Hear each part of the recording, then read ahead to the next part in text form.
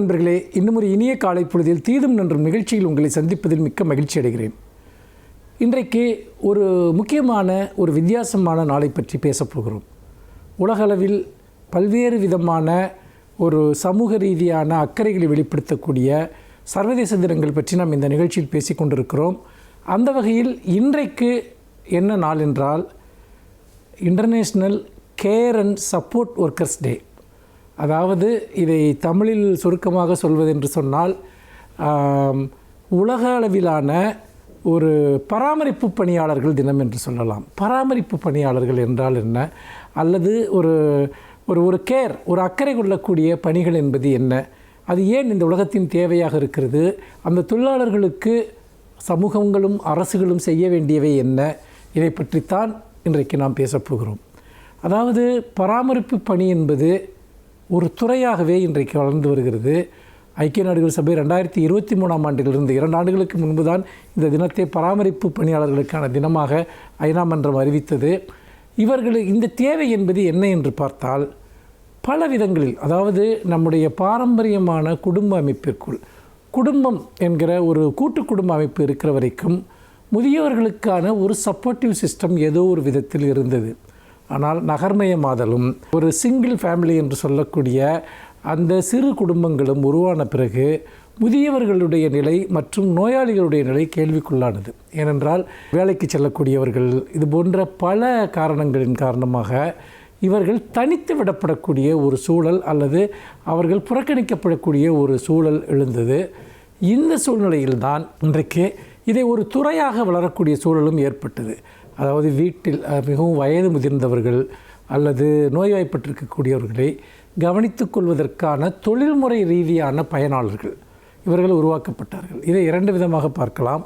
ஒன்று, இதற்கான நிறுவனங்கள், அதற்கான வரையறுக்கப்பட்ட ஊதியம் சட்டத்திட்டங்களை கொண்ட நிறுவனங்களின் மூலமாக பணிக்கு வரக்கூடியவர்கள், அல்லது ஹோம்ஸ், அதாவது முதியோர் இல்லங்கள் போன்றவற்றில் பணியாற்றக்கூடியவர்கள் என்பது ஒரு கேட்டகரி. இன்னொன்று, ஒரு உதிரி தொழிலாளிகளாக வயது முதிர்ந்தவர்களின் நோயாளிகளாக வந்து வரக்கூடியவர்கள், அவர்களுக்கான பணி பாதுகாப்பு ஊதியம் என்பவை மிக மிக குறைவாக இருக்கிறது என்பது சுட்டிக்காட்டப்படுகிறது.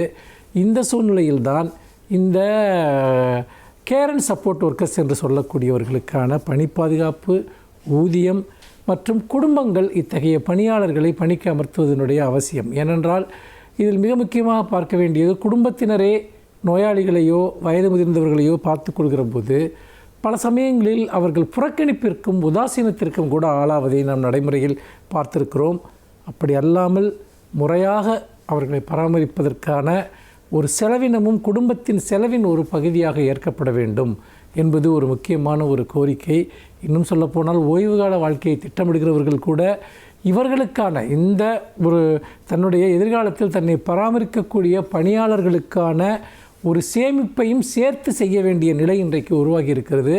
நாம் நோய்வாய்ப்படுகிற போதோ அல்லது முதுமை அடைகிற போதோ நம்மை பார்த்து கொள்ளக்கூடியவர்கள் யார் என்கிற போது நாம் உறவுகளை மட்டும் நம்பியிருப்பது என்பது பல சமயங்களில் அது ஏமாற்றமாகவும் முடிகிறது என்பதை கணக்கில் கொண்டு இந்த துறை வளர்க்கப்பட வேண்டும். பல்வேறு விதங்களில் இதற்கான பணியாளர்கள் பயிற்சி அளிக்கப்பட்டு அவருடைய ஊதியங்கள் நிர்ணயிக்கப்பட்டு அப்படி செய்கிற போது முதுமை மற்றும் நோய்மையிலிருந்து நாம் பெறக்கூடிய பல்வேறு விதமான புறக்கணிப்புகள், வேதனைகள் இவற்றிலிருந்து விடுபடலாம். அதே சமயத்தில் இந்த பணியாளர்களுக்கான நியாயமான உரிமைகளையும் ஊதியத்தையும் நாம் பெற்றுத்தரலாம் என்பதையும் இங்கே நாம் சுட்டிக்காட்ட விரும்புகிறேன். இது ஒரு விதத்தில் ஒரு மருத்துவ பணியாளர்களுடைய அந்த பணி உரிமைகளுக்கு நிகராக இது கவனிக்கப்பட வேண்டியது என்பதையும் இங்கு நான் அழுத்தம் திருத்தமாக நான் குறிப்பிட விரும்புகிறேன். உலகம் முழுக்க இருக்கக்கூடிய அந்த கேர் அண்ட் சப்போர்ட் தொழிலாளர்களுக்கு அவர்களுடைய அளப்பரிய பணிகளுக்காக நம்முடைய வாழ்த்துக்களையும் நாம் இந்த தினத்தில் தெரிவித்துக் கொள்வோம். மீண்டும் இன்னும் ஒரு புதிய சிந்தனையோடு உங்களை சந்திக்கிறேன். நன்றி, வணக்கம்.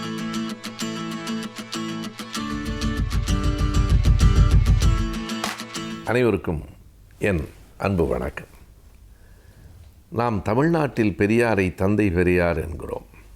இந்திய அளவிலே தேசத்தந்தை என்று போற்றப்படுகிறவர் மகாத்மா காந்தியார்.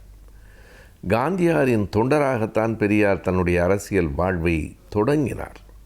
இந்த 2 தந்தைகளுக்கும், தேசத்தந்தை என்று சொல்லப்படுகிற காந்தியாருக்கும் தமிழ்நாட்டில் தந்தை என்று அழைக்கப்படுகிற ஐயா பெரியாருக்கும் இடையில் மிக நெருக்கமான அரசியல் உறவும் இருந்தது. பிறகு பெரியார் காந்தியாரை எதிர்த்தவர்களில் ஒருவராக இருந்தார். காந்தியாரை அண்ணல் அம்பேத்கரை போலவும் பெரியாரை போலவும் எதிர்த்தவர்கள் யாரும் இந்தியாவில் இல்லை என்று சொல்லிவிடலாம். எதற்காக பெரியாரை அவர் நேசித்தார், தலைவராக ஏற்றுக்கொண்டார், எப்படி காந்தியாரிடமிருந்து பெரியார் பிரிந்தார் என்பவை வரலாற்றில் குறிக்கத்தக்கவைகள். 1919 நேரடியான அரசியல் வாழ்வுக்கு பெரியார் வந்தார். அவரை அழைத்து வந்தவர் ராஜாஜி அவர்கள்தான், அவருடைய நண்பர். சேலத்திலே ராஜாஜியும் ஈரோட்டிலே பெரியாரும் நகர தலைவர்களாக சேர்மனாக இருந்தார்கள். பிறகு அவர் காங்கிரஸ் கட்சிக்குள்ளே வந்தார்.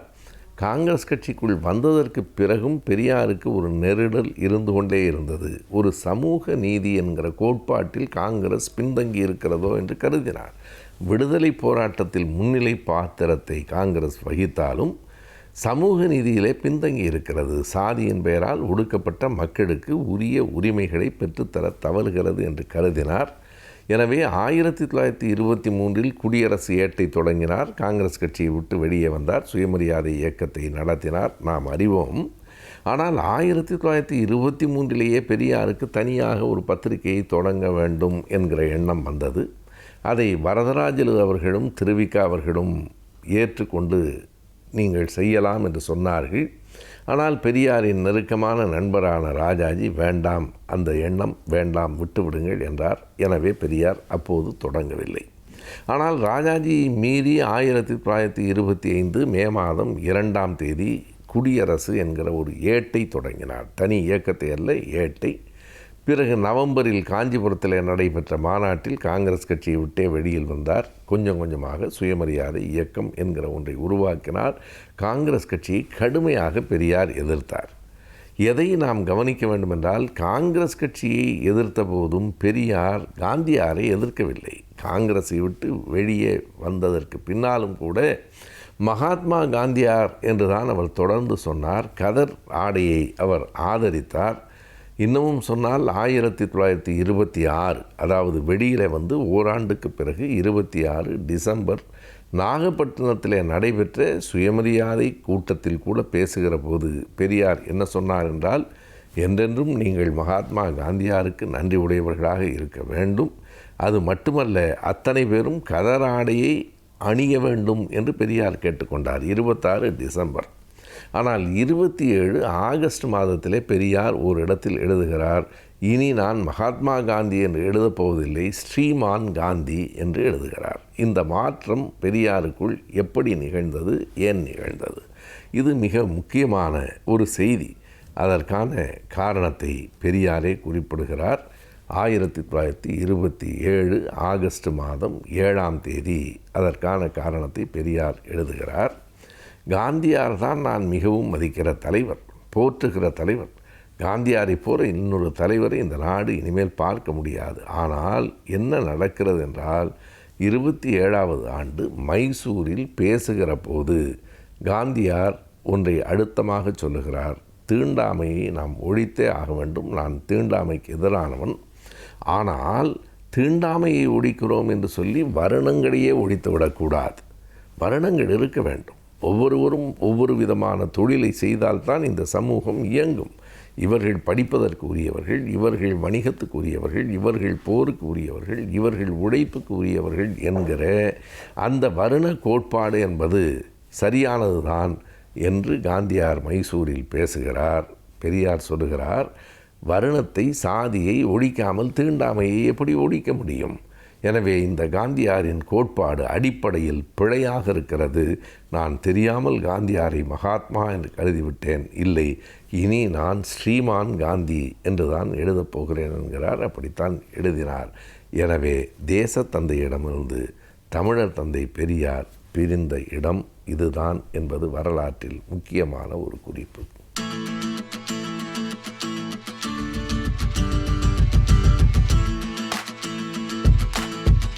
இன்றைய காலகட்டத்திலே எல்லோருக்கும் உள்ள மன அழுத்தத்தையும் மனச்சோர்வையும் போக்குவது எப்படி? இந்த மன அழுத்தம், மனச்சோர்வு ஏற்படுவதற்கு பல்வேறு காரியங்களை நாம் ஆராய்ந்து பார்க்கின்றோம். இதிலே நான் சொல்வது போல நமக்குள்ள உள்ள ஒரு பயமும், நமக்குள்ள உள்ள பதட்டம், நாம் தோல்வியை உற்றுவருமோ அப்படின்ற ஒரு பயம், ஒரு வாழ்க்கையை பற்றிய ஒரு பயம், எதிர்காலத்தை பற்றிய ஒரு பயம், இப்படி ஒரு பல்வேறு விதமான சிந்தனைகள் நம்மளுக்கு இந்த மன அழுத்தத்திற்கு காரணமாக அமைகின்றன. இதில் சின்ன சின்ன காரணங்கள் ஒவ்வொரு குடும்பத்திலும் ஒவ்வொரு மாணவர்களுக்கும் இதுதான் அப்படின்னு நம்ம பர்டிகுலராக சொல்ல முடியாத அளவிற்கு பல்வேறு காரண காரியங்கள் இருக்கின்றன. இதில் பொதுவாக அப்படின்னு நம்ம பார்க்கும்போது நாம் தனியாக இருக்கின்றோமோ அப்படின்ற ஒரு ஃபீலிங், இரண்டாவது நம்மை தனிமைப்படுத்தி விட்டார்களோ அப்படின்ற ஒரு ஃபீலிங், அதையும் தாண்டி நம்மை வேறுபடுத்தி பார்க்கிறார்களோ அப்படின்ற ஒரு ஃபீலிங், இரண்டாவது அதுக்கு அடுத்தபடி பார்க்கும்போது நமக்கு மட்டுமே அநீதி இழைத்து விட்டதா இந்த உலகம், இந்த சமூகம் அப்படின்ற நமக்குள்ளேயே ஒரு கேள்வி. இப்படிப்பட்ட கேள்விகள். இரண்டாவது சின்ன சின்ன குடும்ப வன்முறைகள், குடும்பத்திலே ஒருத்தர் புரிதல் இல்லாத ஒரு காரணங்கள், இந்த ஒரு சிச்சுவேஷனை எப்படி நாம் கையாள வேண்டும் என்பதை பற்றிய போதிய அறிவு இல்லாத காரணம், அறிவுன்னு சொல்ல முடியாது, அறியாமைன்னு சொல்லலாம், அறியாமை. இப்படி பல்வேறு காரணங்கள் இருக்கின்றன. இது பொதுவாக.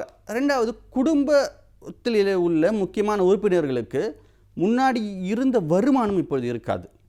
அது ரெண்டாவது, அந்த ஒரு வீட்டிற்கு தேவையான சகல வசதிகளையும் அவனால் முன்னாடி இருந்தது போல் அவனால் அனுபவிக்க முடியாது. இரண்டாவது, குழந்தைகளுக்கு ஏன் இப்படிப்பட்ட ஒரு மன அழுத்தம் ஏற்படுகின்றது? குழந்தைகள் இந்த டிஜிட்டல் லேர்னிங், ஆன்லைன் லேர்னிங் இப்படி சொல்கிறோமே, இதையெல்லாம் நாம் எப்பொழுது கற்றுக் கொடுத்திருக்கிறோம் குழந்தைகளுக்கு? இல்லவே இல்லை. இப்பொழுது தான் புதிய சூழல். இந்த சூழலே குழந்தைகளுக்கு ஒரு மிகப்பெரிய ஒரு புதிய சூழல். இந்த சூழலிலே குழந்தைகள் தங்களை பாதுகாத்து கொள்வது எப்படி? இந்த சைபர் கிரைம், சைபர் புல்லிங் இப்படி சொல்கிறார்கள், இதிலிருந்து எப்படி பாதுகாக்கிறது? ரெண்டாவது, இந்த சூழலிலே நம்ம உட்கார்ந்து நம்மளால் எவ்வளவு நேரம் அந்த ஆன்லைனிலே கிளாஸை கவனிக்க முடியும் அப்படின்ற ஒரு பயம் குழந்தைகளுக்கு. ரெண்டாவது, குழந்தைகளுக்கு இந்த ஆன்லைனில் தான் நம்ம அசஸ்மெண்ட் பண்ணுறோம், எவாலுவேஷன் பண்ணுறோம், இதெல்லாம் ஒரு குழந்தைகளுக்கு ஒரு பயம். அந்த ஆன்லைனில் டீச்சிங் பண்ணுறவங்க என்ன சொல்லுவாங்களோ, எல்லா குழந்தைகளும் கேட்குறாங்களே, நம்மளை பற்றி என்ன சொல்லுவாங்களோ, நம்ம என்ன பேச முடியலையே. அது ஒரு சில குழந்தைகள் பார்த்திங்கன்னா, நீங்கள் முன்னாடி ஒரு க்ரௌடில் ஒரு கூட்டத்திலே முன்னின்று வரமாட்டார்கள். ஒரு அச்சம் தான் காரணம் அதற்கு. ஸோ இதையெல்லாம் போக்க வேண்டும். இதற்கெல்லாம் லீடர்ஷிப் ஸ்கில்ஸ் நம்ம எப்படி இம்ப்ரூவ் பண்ணுறது அப்படின்ற விஷயம் இருக்குது. இந்த மாதிரி பல்வேறு காரணங்கள் இருக்கின்றன. கல்லூரி மாணவர்களுக்கு எடுத்துக்கொண்டே வேணால், எக்ஸாம்ஸ் இருக்குன்னு சொல்கிறார்கள், ஆனால் இல்லை. எக்ஸாம்ஸ் வரும்னு சொல்கிறார்கள், ஆனால் வரல. அடுத்து உயர்கல்வி படிப்பது எப்படி? இந்த உயர்கல்வி நம்ம எப்படி அணுகுவது? இதில் காலேஜ் எப்போ திறப்பாங்க? நம்ம காலேஜ் லைஃப்பை எப்படி என்ஜாய் பண்ணுவது? அது கேரியர்ஸ், அதாவது அடுத்த கட்டத்திற்கு எப்படி செல்வது? இப்படி பல்வேறு காரணங்கள் கல்லூரி மாணவர்களுக்கு இருக்கின்றன. அது மாதிரி அடலசன்ஸ் அப்படின்ற பார்க்கும்போது அவர்களுக்கும் உள்ள மன அழுத்தம் இருக்க தான் செய்யுது. ஏன்னா அவங்க எல்லாருமே ஒரு ஃப்ரெண்ட்ஸ், பியர்ஸ் குரூப்ஸ்ன்னு சொல்லுவார்கள், இவர்களோட கனெக்ஷன் ஆகியிருக்காங்க. அப்போது ஒவ்வொருத்தருக்கும் பேசி அளவலாகி வெளியில் ஒரு சாதாரணமான ஒரு சூழல் கிடையாது. அவங்களுக்கு என்ன ஆகுது? ஒரு விளையாட்டினுடைய நேரம் கட் ஆகிடுது. அதே மாதிரி மற்ற மாணவர்களுடைய, அதாவது சக மாணவர்களுடைய அளவலாகக்கூடிய நேரம் இல்லை. அதாவது ஒன்றுக்கு ஒன்று ஃபேஸ் டு ஃபேஸ் அப்படி கிடையாது. வீடியோ கால் பண்ணலாம், அது வேறு விஷயம். இப்படி எல்லாமே ஒரு சாதாரணமாக இருக்கின்ற நிலைமை தலைகீழாக மாறும்போது அந்த அச்சுறுத்தல் இருக்கத்தானே செய்யும்.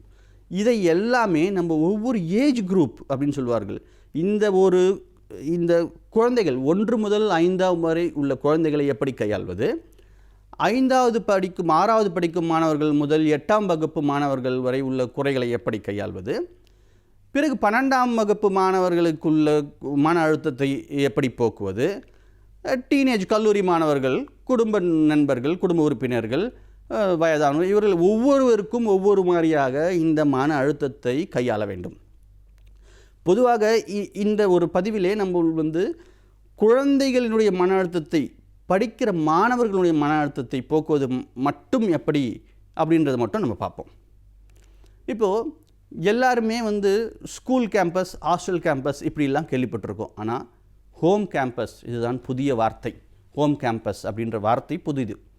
அதாவது வீட்டுச் சூழலிலே கல்வியை கற்க வேண்டும். வீட்டுச் சூழலிலே நீங்கள் கல்வியை கற்க வேண்டும். இந்த வீட்டுச் சூழலிலே நீங்கள் கல்வியை கற்க வேண்டும் என்றால் அதற்குள்ள வழிமுறைகள் என்ன? அந்த கல்வியை மன அழுத்தம் இல்லாமல் எப்படி ஒரு என்ஜாய்மெண்ட்டோட ஒரு ஹாப்பி லேர்னிங்னு சொல்வார்களே, அந்த மாதிரி ஒரு ஹாப்பியாக எப்படி வந்து அந்த கற்றுக்கொள்ளலை நாம் உள்வாங்குவது, இதன் மூலம் நம்மளுடைய படைப்பாற்றலை எப்படி மேம்படுத்துவது, இப்படி வந்து குழந்தைகளுக்கு நாம் பயிற்சிகள் கொடுக்க வேண்டும். அது ப்ராக்டிஸ் மேக்ஸ் அ மேன். பயிற்சியும் முயற்சியும் இருந்தால் வாழ்க்கையில் என்ன வேணால் நம்மளால் சாதிக்க முடியும் மாணவர்களே. கண்டிப்பாக வாழ்க்கையில் நீங்கள் என்ன வேணால் சாதிக்க முடியும். அந்த நம்பிக்கையை வளர்த்து கொள்வது எப்படி? சுய ஊக்கம் சொல்வார்களே, செல்ஃப் மோட்டிவேஷன், அதுதான் இந்த காலகட்டத்திலே மிக மிக முக்கியம். உங்களை பற்றி நீங்கள் என்றைக்குமே குறைவாக எடை போடாதீர்கள். உங்களுக்குள்ள ஒரு திறமை கண்டிப்பாக இருக்கின்றது. அந்த திறமையை எப்படி நீங்கள் வெளிக்கொணர்வது? இப்போது நம்ம ஒரு உதாரணத்துக்கு சொல்வேமானால், மகேந்திர சிங் தோனி அப்படின்ற ஒரு கிரிக்கெட் கேப்டன் எல்லோருக்குமே தெரிந்த ஒரு நபர். அவர் சிறிய வயதிலேயே அவர் விளையாட்டின் ஆர்வம் இருந்தது உண்மை. ஆனால் ஃபுட்பாலில் தானே அவருக்கு ஆர்வம் இருந்தது. திடீர்னு கிரிக்கெட்டிலே எப்படி அவர் இன்வால்வ் பண்ணி கொண்டார், அதில் அவருடைய திறமையை எப்படி வளர்த்து கொண்டார், அவருடைய காலகட்டத்திலே அவருடைய சந்தித்த இன்னல்கள் என்னென்ன, அவர் எப்படி வாழ்க்கையில் வெற்றி பெற்றார், அவர் கேப்டன் கூல் அப்படின்னு சொல்லக்கூடிய அளவிற்கு அவர் எப்படி தன்னுடைய நிர்வாக மேலாண்மையும் ஒரு ஆளுமை திறனையும் எப்படி வளர்த்து கொண்டார், இதையெல்லாம் நாம் கண்டிப்பாக பார்க்க வேண்டும். மாணவர்களுடைய மத்தியிலே முக்கியமாக பழக்க வழக்கங்களை நாம் ஒரு லிஸ்ட் போட்டு நம் ஆசிரியர்களும் பெற்றோர்களும் மாணவர்களுக்கு சொல்ல வேண்டும். அது ரொட்டீன்ஸ்ன்னு சொல்வார்களே, ரொட்டீன்ஸ். அந்த ரொட்டீன்ஸும் அந்த ஹேபிட்ஸ், இது ரெண்டுமே தான் மாணவர்களை திறன்பட வாழ்க்கையினுடைய தரத்தை மேம்படுத்துவதற்கு உதவும். யோகா, மெடிடேஷன், பிராணாயம், இந்த மாதிரி ஒரு குறிப்பிட்ட ரொட்டீனான ஒரு வாழ்க்கை முறையை நாம் இந்த காலகட்டத்திலே மட்டுமல்ல என்றைக்குமே பின்பற்றுமானால் நம்முடைய மனச்சோர்வு கண்டிப்பாக நீங்கும். இதை தவிர, அதாவது செயல்முறை மூலம் கல்வி, ஒரு மாடல் பேஸ்டு கல்வி, ரெண்டாவது ஒரு மியூசிக் மூலமாக நம்ம என்ன லேர்ன் பண்ணுறோம், ஒரு டான்ஸ் மூலமாக என்ன லேர்ன் பண்ணுறோம், இப்படி பல்வேறு விதமான நீங்கள் கற்றலையும் கற்பித்தலையும் கற்றுக்கொள்ள வேண்டும். ஒரே மாதிரி ட்ரெடிஷ்னல் லேர்னிங்க்கு நீங்கள் போகவே கூடாது. நம்மளுக்கு என்ஜாய்ஃபுல்லாக மூலமாக எதை நம்ம கற்றுக்குறோம், ஒரு மாடல் மேக் பண்ணி கற்றுக்குறோமா இல்லையா, நம்ம குக்கிங் மூலமாக அதில் உள்ள இன்ஃபர்மேஷன் என்னென்னு தெரிஞ்சுக்கிறோம், ஒரு கேமிங் விளையாடுறதுல கூட அதில் நம்மளுடைய லீடர்ஷிப் ஸ்கில்லை நம்மளால் ப்ரூஃப் பண்ண முடியும். இப்படி பல்வேறு விதமான வழிமுறைகளை நமது முன்னோர்கள் வகுத்து உள்ளார்கள். அதாவது இந்த மாதிரி சிச்சுவேஷன்ஸ்க்கு மட்டும் இல்லாமல் என்றைக்குமே இது வந்து நம்மளுக்கு மிகவும் பயனுள்ளதாக அமையும். நன்றி, வணக்கம்.